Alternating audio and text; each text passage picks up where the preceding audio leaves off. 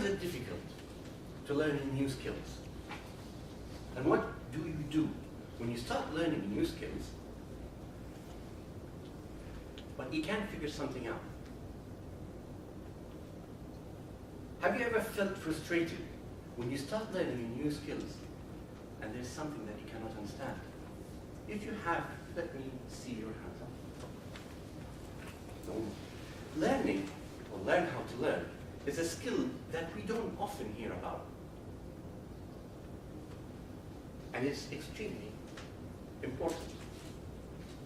When you start learning a new skill or gaining new knowledge, and you can't figure something out, you start to feel frustrated. And you try to power your way through it and understand it, but you can't, and your frustration level goes higher and higher. Until you reach a stage where you start thinking to design, or actually maybe designed, like I did, this machine. What I call a self-butt-kicking machine. So you kick yourself with your own butt with frustration. And not only that, you start asking all sorts of questions.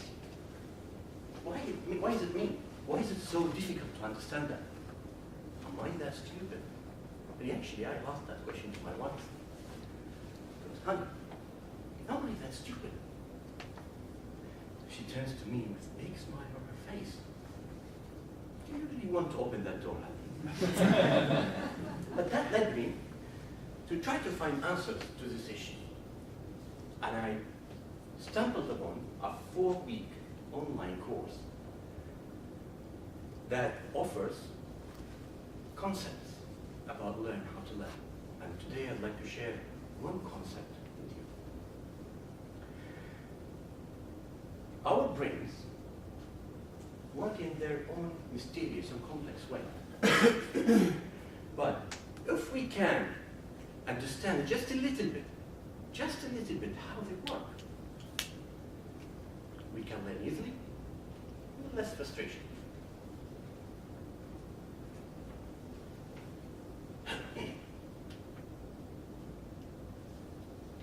Researchers have found that we have two fundamentally different modes of thinking.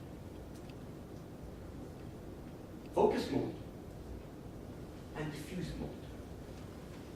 The focus mode, this is something we are familiar with. Is you focus, you give 100%, concentrate on something. That is something we're familiar with. But what we are not familiar with is the diffuse mode. And it is related to a relaxed thinking style. Now, to explain these two modes, I'm going to use the pinball machine as an analogy. And I guess you all know this. We have played it throughout our lives. Now we go to the focus mode. This is our brain with a pinball machine on top of it. And these circles are neurons or nerve cells. These are the rubber bumpers. And as you think, and you see here, they are very closely spaced. And this represent a pattern for a thought that you're familiar with. Now, when you start thinking about a thought, it takes off and starts bouncing around. And because you have that familiar thought, you can solve this thought.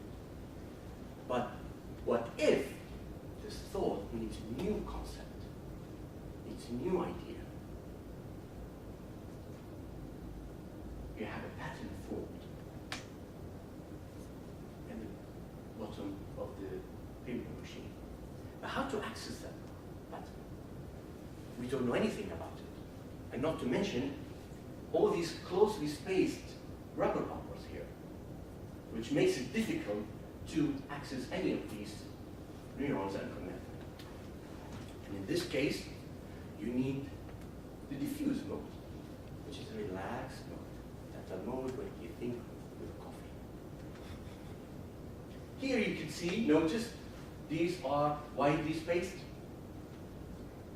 And as the thought launches, it starts bumping around and it has more space to connect, to make new neural connections that are traveling doing pathways. And of course, because you're in the diffuse mode, you cannot be in the focus mode. The diffuse mode allows you to look at things from a broader perspective. Now, both modes, unfortunately, we cannot be in both at the same time, because being in one seems to block the other. But being able to bounce from one to another improves your learning process. Examples. Thomas Edison, one of the best, if not the best inventors we know.